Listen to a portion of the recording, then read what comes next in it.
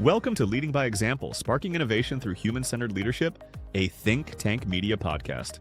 Hosted by Andrew Whitson, leadership strategist, educator, and founder of Person First Consulting.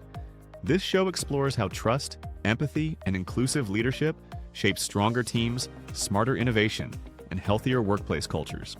Because when you lead people first, results will follow. Let's get started. All right. Hello, everybody, and welcome back to Leading by Example, Sparking Innovation Through Human-Centered Leadership. I am your host, Andrew Whitson, the CEO and founder of Person First Consulting. It's a pleasure to have you back here with us today. So I'm going to start off with a quick recap of our conversation last time. So we had a conversation with Laura Holt, who works with 8-Legged Moves. And during that conversation, we talked a little bit about strengths-based leadership, building psychological safety through trust and inclusion, and fostering safe spaces for LGBTQ and neurodiverse team members and leaders. So a great conversation for Pride, and then coming into this month with Disability Pride Month as well.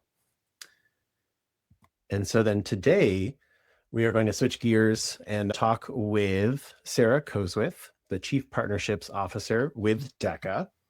And so Sarah serves as the Chief Partnership Officer for DECA Incorporated, where she leads the organization's corporate partnership strategy and engagement initiatives to advance DECA's mission of preparing emerging leaders and entrepreneurs for careers in marketing, finance, hospitality, and management.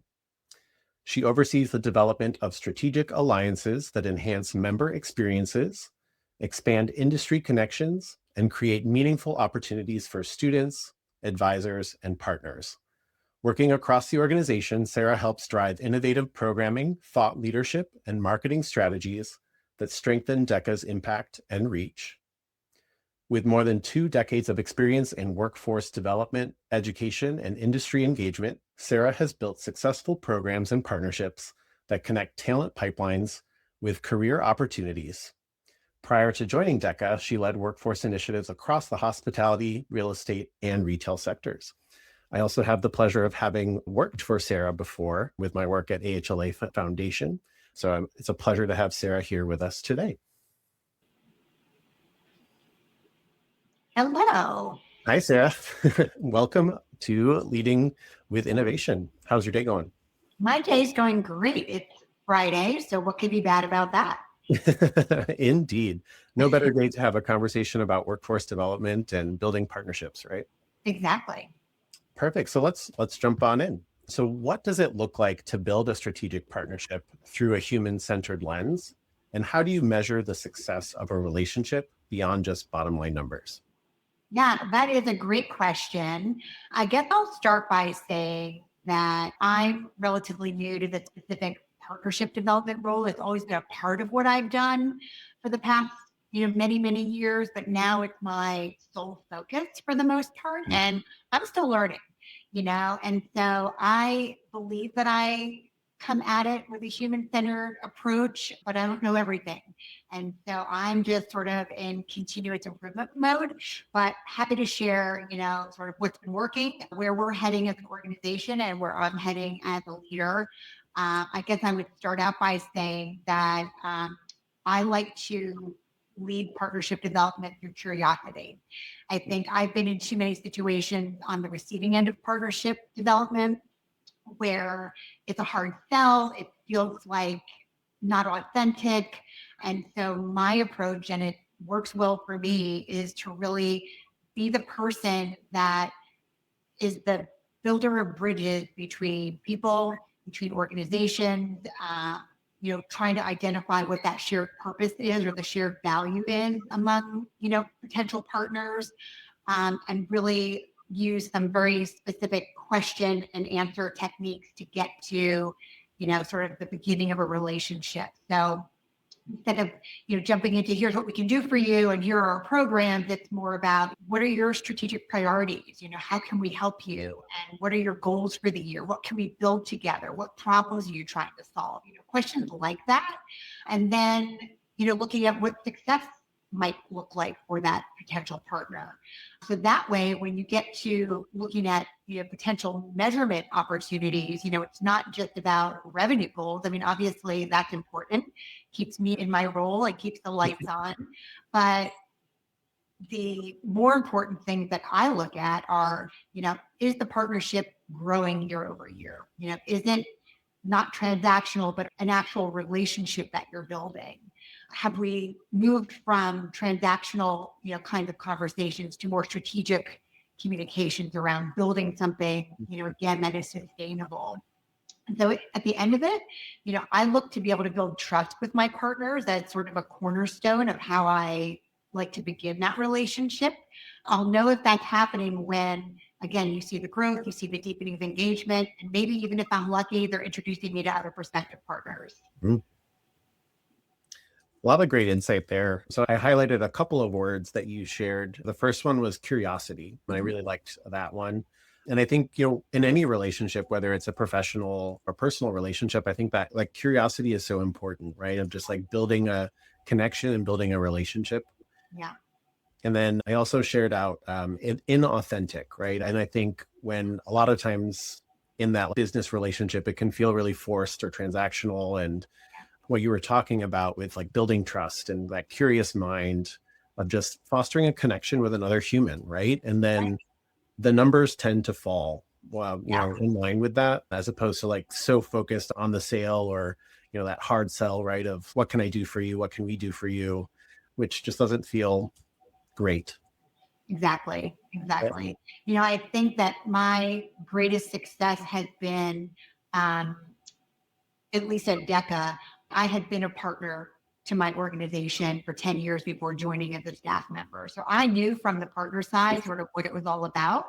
And so I really can lean into, what it felt like when I was having renewal meetings or prospecting meetings, and take from that my experience in workforce development and program management and all those things, and really look at it from a business person's perspective. And I think that sometimes is what is missing as well, is that, you're so focused on a sale or closing the deal or whatever, your priority may be in the background, and you sort of forget what it's like to be on the other side of that conversation. Sounds like empathy, right?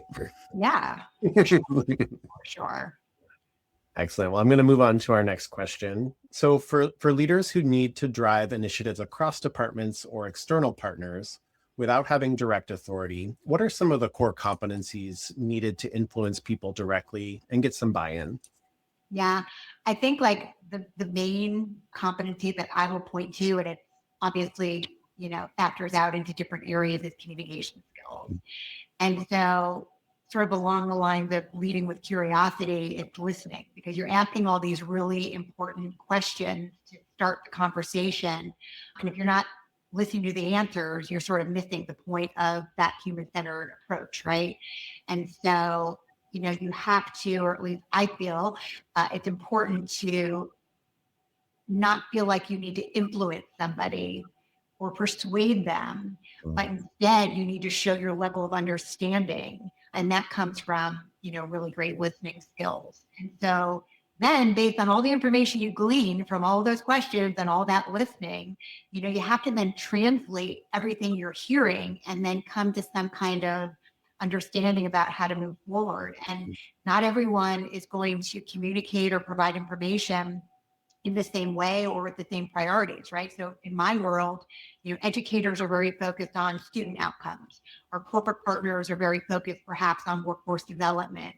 If we're working with somebody in a marketing department, they want to know all about engagement and metrics and things like that. So you have to understand your audience and who your stakeholders are, and then be able to, again, translate the information that's coming to you to sort of showcase what the ROI is going to be for any stakeholder. And it's going to be different across, teams, across departments, across types of partners. So you have to, again, use those excellent listening and communication skills to sort of drive the whole process.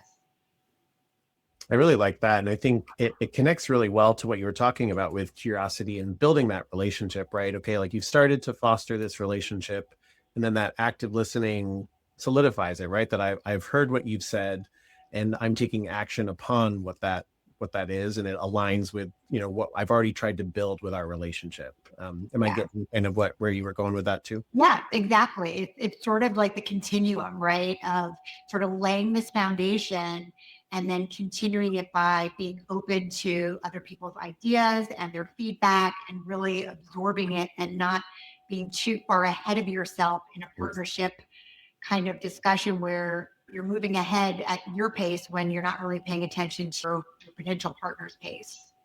Yeah. And I think, like, if you think about it from that perspective, right? If you aren't listening to the person that you're working with, like, hey, I told you that I wanted XYZ, but now you're coming to me with ABC, and we never talked about ABC. What does that do to your relationship, right? It breaks some of that trust, and like, oh, you Exactly. weren't really listening to me. Yeah. And so then that kind of goes away from that person first approach, right? Yeah, absolutely. Yeah. And once trust is broken, it is very hard to get it back, Yes.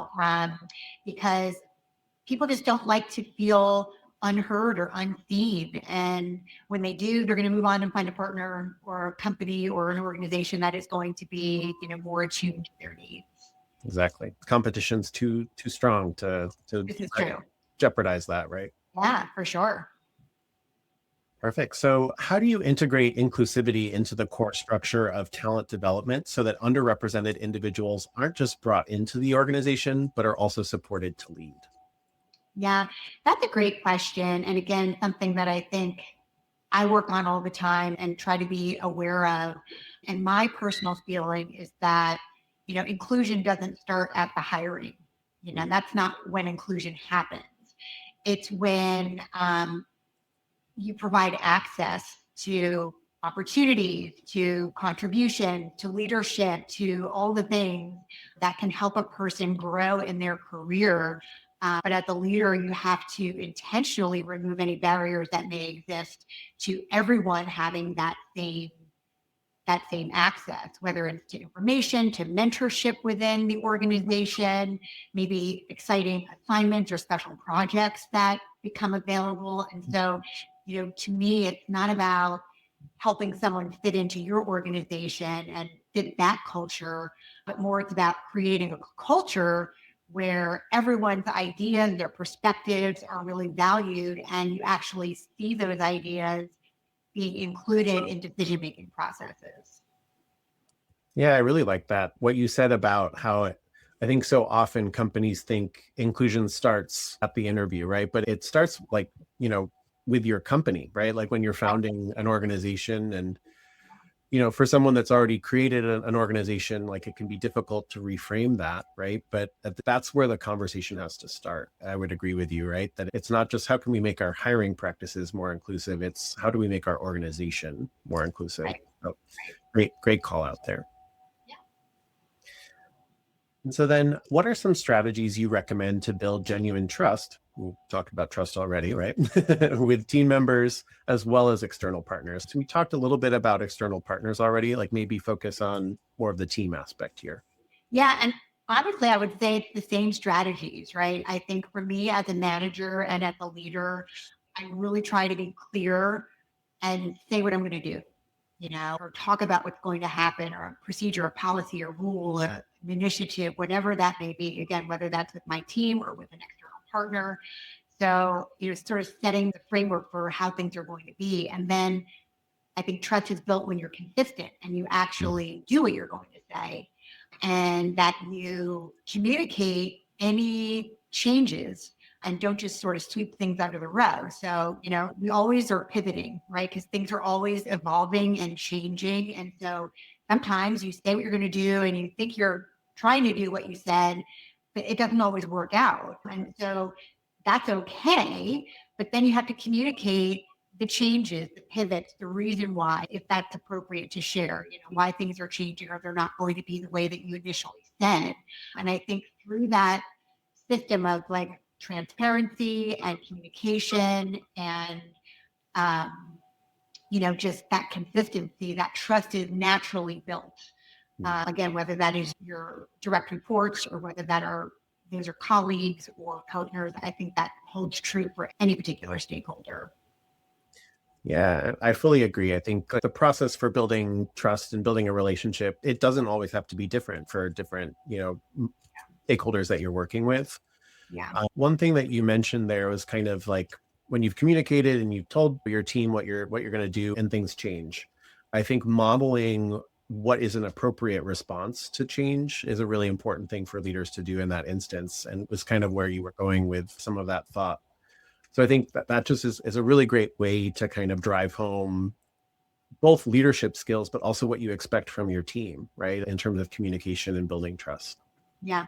And I think it's important, again, no matter how high up in an organization you may be, that it's okay to say you don't know the answer to something.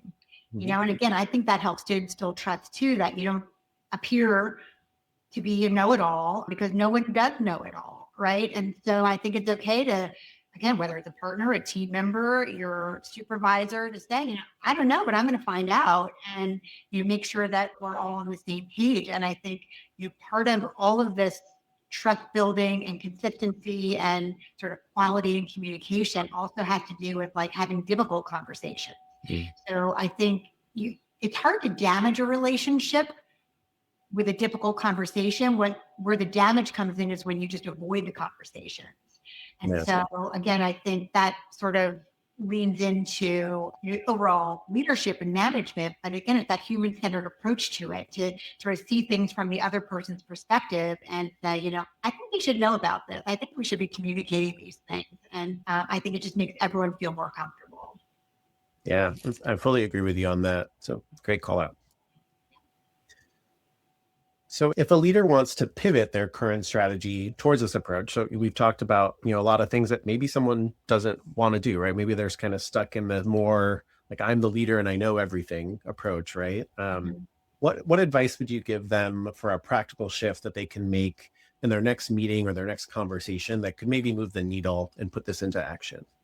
Yeah. I would say the number one thing that I like to do is, instead of, telling, it's asking, right? Mm. And so one question that I have in my one-to-one meetings with my team is, what's keeping you up at night? Mm. Again, that is a question that is relevant to my team. It's relevant to my partners, because the answer to that, really can help steer lots of good conversation. Hopefully it's nothing that you can't overcome, but I think asking questions versus feeling like you're always presenting or always having to be the authority. I like to give that authority to other people and let them sort of steer the conversation. So whether that's asking what's keeping you up at night, or, what is the challenge that you're having that we want to solve together this year? If you're going to be wildly successful this year, what's that going to look like as opposed to last year, and how can we move together in those ways? So again, I don't like to come at it like I have all the answers. And so I like to collaborate and make it a team effort. Again, whether it's managing my internal team or my external partners, to say, it's a partnership, and the value and the definition of partnership is collaboration. It's not a one-sided, here's what I'm going to do for you and here's how much you're going to pay me. It's here's what we can do in partnership, and here's how you're going to benefit. And by the way, hopefully there's some revenue that comes along with all that support.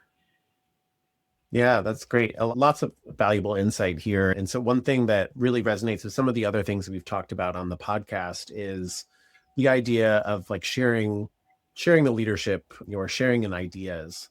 And so I think, your approach of asking questions instead of always being the one to tell elicits that innovation that a lot of companies are looking for, right? Yeah. As amazing as I or as you might be, we are only one person and only have one set of ideas. But when you ask that question, you're opening it up to every person on your team or every partner that you're working with to be included in that, instead of feeling like you have to lead it all the time. And so that's kind of where that innovation and creativity, which then, like you said, it fosters ROI and revenue growth.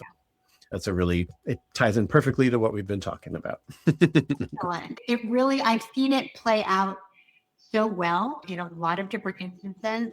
At DECA, our partnership growth has been substantial over the past couple of years.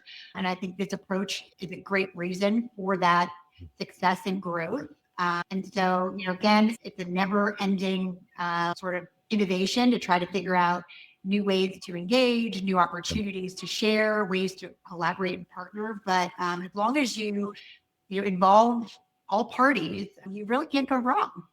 Yeah, I love that. And I liked one of the things that you said as well, in terms of like one quick approach, doing something like a check-in or like a pulse check or a stand-up. I think it's a great way to kind of get someone that's maybe not comfortable with this person-centered approach to kind of just get a temperature check of where your team's at and see what the response is. Well, and I would even extend that to partners. It's great when you can call a partner or reach out and just say, how are things going? And you're not selling anything, you're not looking for anything, you're just checking in and letting them know that you're after more than just a transactional relationship, right? That's the deepening of an actual strategic partnership. Is where, you can reach out and call folks who, you've already got your partnership renewal for the year, but you're checking in anyway because you never know what could come from that. An idea, something, a conference that's happening, a referral of some kind. And so it's a valuable resource throughout the year, not just when you need something. Agreed. And then I've seen, on a personal note, I've done something like this where, I reached out to people one-on-one, and one of the responses I got from several people was like, no one's ever picked up the phone and called me before. Right. Yeah. And to me, that shows an example of a place where you can be the lead of your competition, right? Of like, if you are leading with this, I care about you approach, sometimes that can get you, a really good pat on the back, which feels nice, but also can business, and then that can really lead to some good stuff. Yeah, totally agree. Awesome. Well, I wanted to ask one more question. So we've talked a lot about leadership, but I wanted to also give you an opportunity to share what DECA is doing for students. Since some of our listeners might be more junior and currently in school, what are some ways for them to get involved with DECA? Yeah, I would say the number one way to get involved and give back is to volunteer either at the state level, you could do it locally, or even at the national level, the volunteer judge. We, as an organization, sort of as one of our prime activities, offer competitive events for students. They have 60 different areas where they can compete. It's simulations, role plays, things like that. And what we really need are business professionals in lots of different industries to sit across from these students and be on the receiving end and do a role play and judge and evaluate those students. And it's, number one, a really rewarding experience for business professionals to be able to give back. And number two, I've been doing it for many years, and it is always amazing to me when you see the next generation of leaders sort of coming up through high school and college. It renews your sense of hope for how, our future workforce is shaping up, because these students are incredible. But we can't do what we do without having the voice of industry at these events, so that students have the opportunity to interface with business professionals. And so, again, we have many opportunities throughout the year, and we would love to get more volunteers. Perfect. Well, I can also speak to that since I have been a DECA volunteer before, and it was a really fun experience. Like you said, just there's a buzz, there's an energy around the event of just people wanting to learn and grow and, soak up feedback from professionals. I strongly encourage folks that are listening to check that out. Yeah, I hope they do. Perfect. Well, Sarah, it's been a pleasure to have you here on the podcast today. Always a pleasure to talk with you and hear about what you're doing. Any closing words you want to say to our listeners today before we jump into what's coming next? Closing words. Well, I guess I would just say, if you are in sort of a sales, marketing, business development, partnership development role, you're doing well when your job feels natural and easy, like you're not selling something. It should just be something you're passionate about, and it emits this desire among your partners to join you in your enthusiasm. So I've been very fortunate to be able to have a career where that's always been the case. For many people, it's not always the case, but again, I think a human-centered approach really can shift your feeling of what you're doing on a daily basis to make your own job feel more rewarding. Awesome. Well, thank you so much. Yeah. I've got just a couple of slides here to share with folks before we close it out for the day. Great. All right. So as Sarah mentioned, definitely feel free to connect with her via LinkedIn and then check out the different opportunities to volunteer with DECA.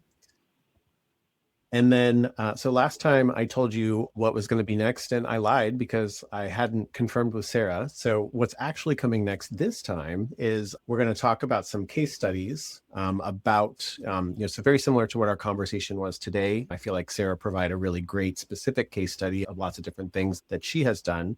And we'll cover some other specific examples of how human-centered leadership can foster innovation in organizations with some real world applications and actionable steps for listeners. So stay tuned for episode number 6. And if you'd like to get in touch with me, feel free to check out my website, which is personfirstconsulting.com, or you can reach out via email, or you can always add me on LinkedIn. Thanks so much for joining, and we'll talk to you next time. Thank you for spending time with us on Leading by Example, sparking innovation through human-centered leadership. You can watch every episode of the podcast inside Hospitality Nexus, a global human-first platform bringing the hospitality ecosystem together in one place. Inside the Nexus, it's a career fair that never closes, connecting industry leaders, educators, students, employers, and partners through real presence. Explore more at hospitalitynexus.org. Until next time, lead people first. Results follow.